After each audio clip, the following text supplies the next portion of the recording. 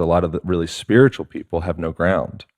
Yeah. And they're just all in the ethereal and floating like everything is God, brother. It's like, you owe me $20, dude. Like, yeah, totally. Like everything's God. Totally. Pay me. Totally. So find a way to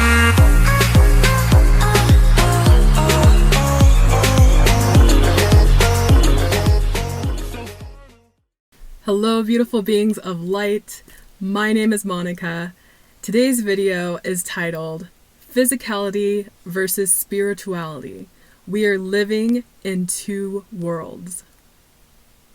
Some of you may have noticed that I have a different hairstyle today. I didn't cut it. This is just my real, all natural, big hair that I'm going to be rocking today, and it's full curliness and my real texture, so might want to get used to seeing this because I'm going to be wearing my natural hair for a while now, I think. So with that being said, let's get into the video.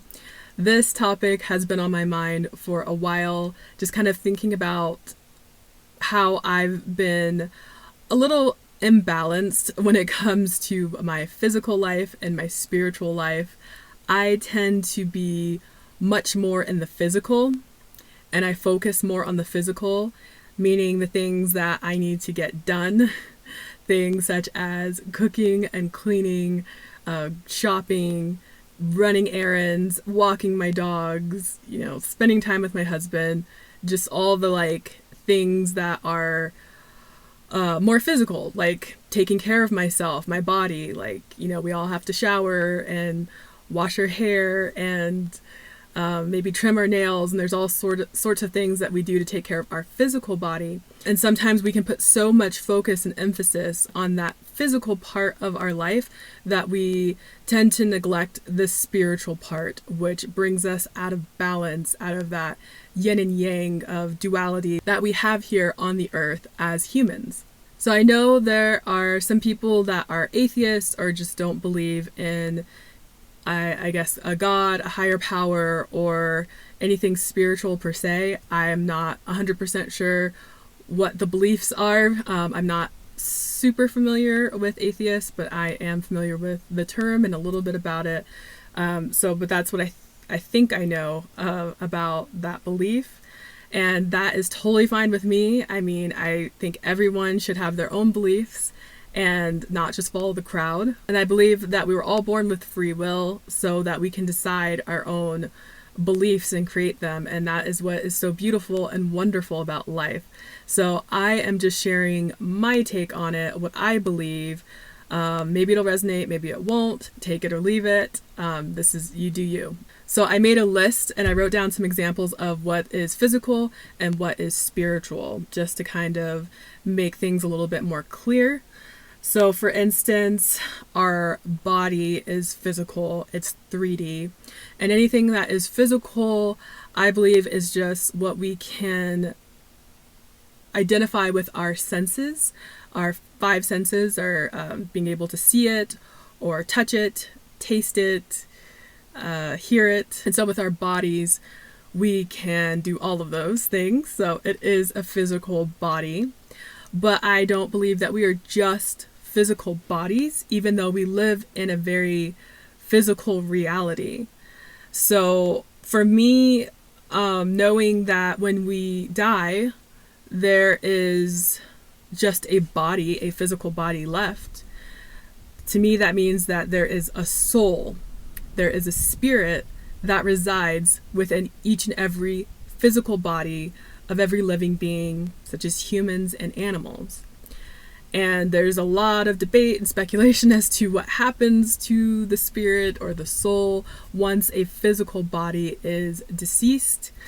And no one really knows, I guess, because they haven't died yet. But I believe some people have experienced what's called like an out-of-body experience or a near-death experience. And I just find that extremely fascinating, and I have listened to a lot of people's stories and read about people's stories and what they saw on the other side, and there was a lot of similarities, even though the stories came from people who had never met, who lived in different parts of the world, and who were different races and different backgrounds, and it's just all so cool. So that alone, like I said, tells me that we are not just physical beings. There's something inside of this physical body that animates it so that we can move and talk and think and create. So another example of the physical would be the 3D, the third dimensional, which is what everything is in the physical world that you can use with your senses. And I kind of forget what the 3D is. It length, width, height, something like that is what is required for something to be considered 3D. And then on the spiritual part of it, we have 4D, 5D, and beyond, meaning fourth dimensional, fifth dimensional, and you can just keep going up. And what that is different frequencies. And I've explained this before, but I'll explain it again if anybody's not familiar. So everything is made of energy, and all energy vibrates at a certain frequency. And so with the 3D, I believe pretty much everybody can interact with the 3D who's human. 4D and 5D is more a state of consciousness, a different frequency that you can ascend to. And I believe that one of our purposes of being humans and having multiple, I believe in reincarnation and having multiple human lives, is to ascend throughout the different frequencies. So we start at, you can say 3D, and then with each lifetime, maybe we keep working up 4D, 5D, until, I don't know what the point up until is, but I believe the earth itself is a consciousness, and our Mother Earth ascends as well and shifts in consciousness along with the people who are on it. And that also brings me to, and I just talked about this, but conscious, I believe, can be considered a physical state, and then subconscious is a spiritual state. So conscious to me kind of has two meanings. One, where I think it could be considered more physical, is someone is conscious when they are awake physically, when they're not asleep. Asleep would be not conscious. That would be, I actually believe, subconscious, because even when we're sleeping, I believe our soul is always awake and still doing things and processing things in the astral realm, and I'll get to that later.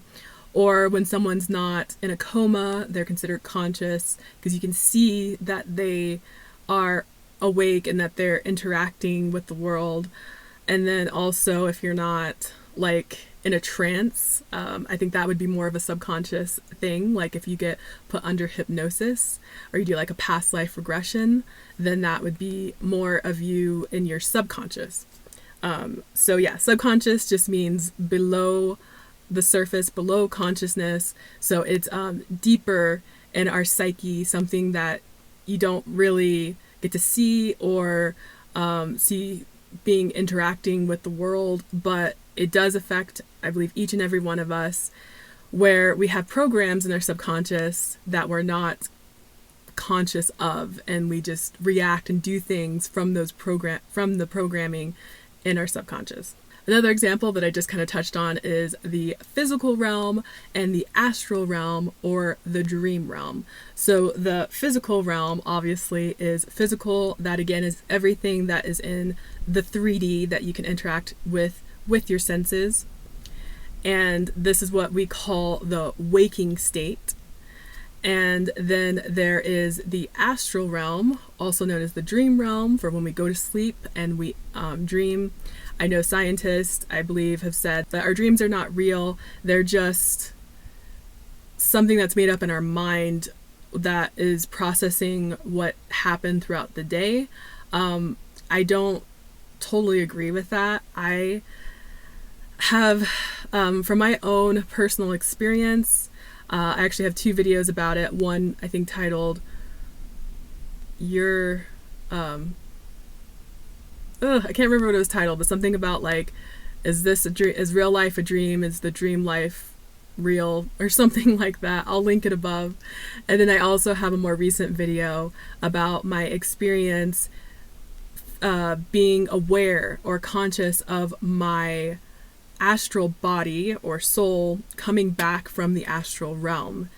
And I observed that and experienced that. And so that really solidified my belief that the astral realm, or when we're dreaming, is actually real, and that what we consider right now the physical realm is real but also a dream, and the dream world is a dream and real. So they're both one and the same.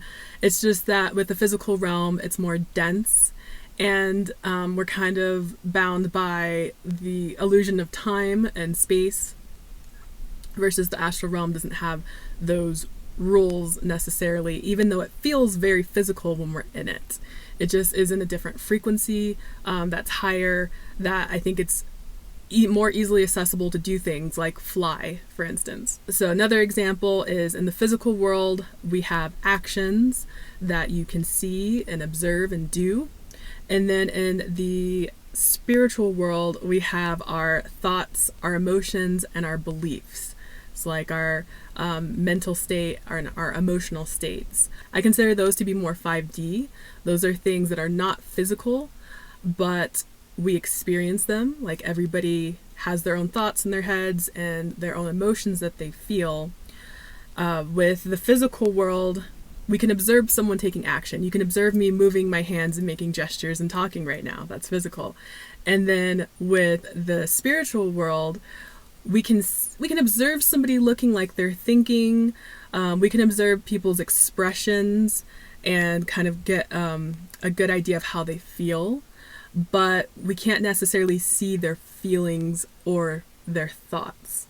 So those are not physical. Those are more like 5D. And also along with that, that is what we talk about in the law of attraction, is our thoughts and our emotions and our beliefs are what create our reality. And also when you tag that along with putting action, inspired action with it, that is what we need to have a complete manifestation. And action does not have to be anything big or grand. It could be as simple as starting with making a manifestation list or journal and being very detailed and specific, writing out what it is that we want to manifest.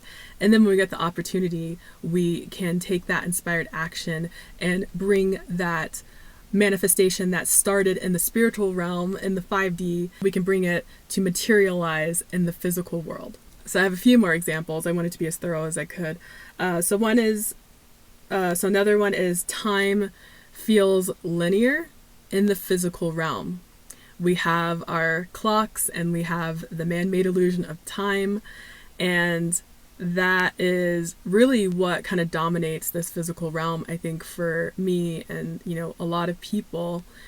And we see it as linear as we see ourselves getting taller and, when we're growing up and we're getting older, we're developing, we're aging, and we see other people aging. So that way time feels linear. I believe that there's no such thing as time, and that all time exists right now, past, present, and future. And some people are able to tap into that when they are able to astral travel, or when they're doing hypnosis and past life regression, especially if their psychic ability, maybe their strongest one is where they can see different things in their mind's eye. But when we are in the dream world or the astral realm, time feels endless. It feels like, I don't know, you don't think about time really. It's like when you're in your dream, you're not constantly looking at the clock typically. And when you're asleep, you could be sleeping for like 20 minutes, have a nap. And then in the dream world, it feels like, if you had to estimate, it's hours of going on an adventure and doing a bunch of things. So time doesn't feel linear. It just feels kind of just very spacey and just endless. And then time can also feel subjective. Sometimes it will feel like it is speeding up, and other times it feels like it is slowing down. And when you're really having like a heart-to-heart connection or a soul connection with like a friend or someone, time just feels very irrelevant.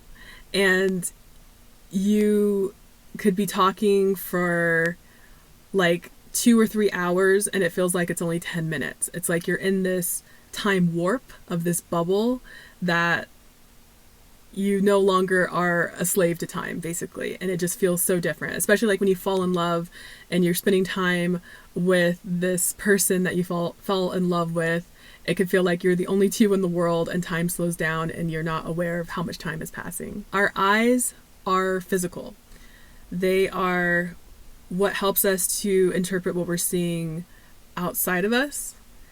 And then we have another eye that we call the third eye or the pineal gland, which is technically physical. It is in your head, but it also helps us connect with our intuition, which our intuition, I believe, is more spiritual. That's not something we can really see, taste, or touch or anything, but it is something that can guide us. It's just like a feeling, or a gut feeling as to what we should do or something we shouldn't do. So 2 more examples. And that is energy. I believe that we can see something being exerted or someone exerting energy, such as if they're working out, you can see them exerting energy, or you can kind of tell when someone seems like they're low energy. But energy to me is something that we can't actually necessarily see the concept of energy, but we know it exists. But we can see the result of it with physical exertion. So the physical part is the exertion, the spiritual part is the actual energy, that frequency in itself. And the last example is humans and animals are physical bodies or physical vessels, and, but there are also what I believe in the spiritual realm of angels and spirit guides, and then other spirits who haven't crossed over. And there are people who say that they can see spirits and they can hear them and talk to them and interact with them, even if other people can't, because they're able to tap into a frequency that they reside in. And I believe spirits are just in another frequency that are not in the 3D physical realm, that not everybody is able, I think everybody is able to tap into it, but we just don't, or we don't know how, or we're afraid to. I haven't had any experiences like that. I haven't seen any spirits or talked to any spirits, but I do believe in the people that I know who have, and other people that I've read about and their stories. So I do believe that there is a lot more to this world than what we can actually see, because I do believe there's different frequencies, and if we can tap into it, then we can interact with it. They say that like on the light spectrum, I believe that humans only see like 1%. So there's like 99% of the light spectrum that we're not actually seeing, which is why I don't just like to rely on my physical eyes, because those can totally lie, but I like to rely more on my third eye or my intuition, because I feel like that has never steered me wrong, and that is never wrong, because it is tapping into a higher frequency.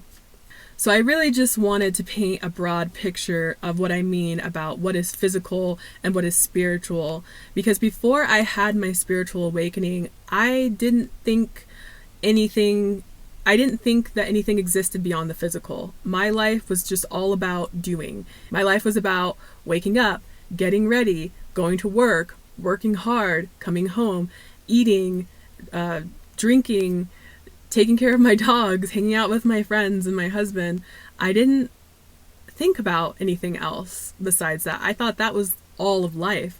And then when I had my spiritual awakening, and when I opened my third eye with a meditation, and what triggered me was when the person said, we are all physical, or we are all spiritual beings having a physical experience, or something along those lines. It just really woke me up like an alarm bell. It was like, oh, there is more to this world, to my world, to this reality than what I can just see, taste, touch, hear, smell.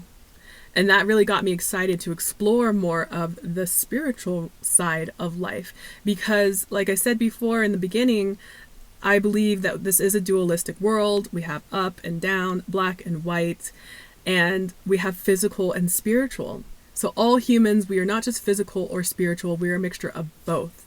And I believe that it is very important for us to learn how to pay attention to both sides and to nurture both sides. Because like I said, a lot of times I get very caught up in the physical world and the 3D of what needs to be done, that I neglect the spiritual side of myself.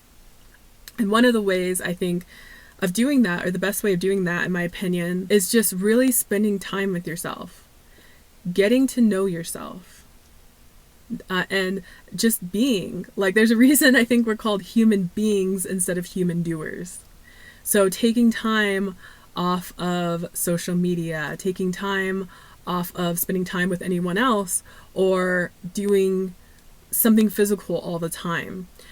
So meditation is a great way to do that, even if it's just sitting and observing your thoughts and not trying to quiet your mind, which is what I do. And making sure to observe what's going on internally with us. So observing our thoughts and emotions and not getting so tangled up in them that we believe that we are them. And really realizing that we are not our thoughts, our emotions, our body, our relationships, our friends, we're not any of that. We are pure, we are souls from source consciousness or God or whatever term you want to use. That there is more to us than just how we look and what we do. So I think it's important for us to be able to make that discernment and observe and really understand ourselves, do that inner work. And the cool part is that you can do the spiritual soul work along with the physical work, but it has to be mindful and you have to make it a conscious effort. So you can physically go for a walk, but you can also be with yourself and be conscious of what's going on with you and tapping in to your inner world as you're going for a walk. So then you're doing something physical while also paying attention to the spiritual or soul side of yourself. You can make anything a mindful practice. I think that's really what my ultimate goal is to merge the two worlds, so that most of the time, I know I'm not perfect, but most of the time I could be doing something physical but still be in a spiritual mindset, make everything in my life a spiritual practice, even if I'm just like washing the dishes or walking my dog or doing my hair or whatever it is. Like, I can still connect with myself instead of having what they call the monkey mind, where my thoughts are just going a million miles an hour and there's so much chatter going on, and I'm not really and I'm really caught up in the ego mind and not really centered in my heart space. Oh, another physical and spiritual act I just thought of that can merge together is when we have sex. Sex is a physical act, but it's also a spiritual experience, I think, too, where it's like two souls are merging, they're connecting with each other, and that isn't always the intent with people when they have sex. Sometimes they're just doing it for the physical pleasure, but I think we can also make it a spiritual practice as well and connect to source in a very divine way. And also I think it's important, I know I talked a lot about the spiritual side, but I think it's also important not to neglect our physical side, meaning we're taking care of ourselves, we're eating properly, we're moving our bodies, we're taking care of ourselves, we're taking care of our bills, and all that other stuff we have to do as humans. Because there are some people, I think, that might get too caught up on the spiritual side and kind of just be like, oh, everything's like love and light and everything is just amazing, and we can become in denial about our feelings if they're anything that we may classify as low vibrational.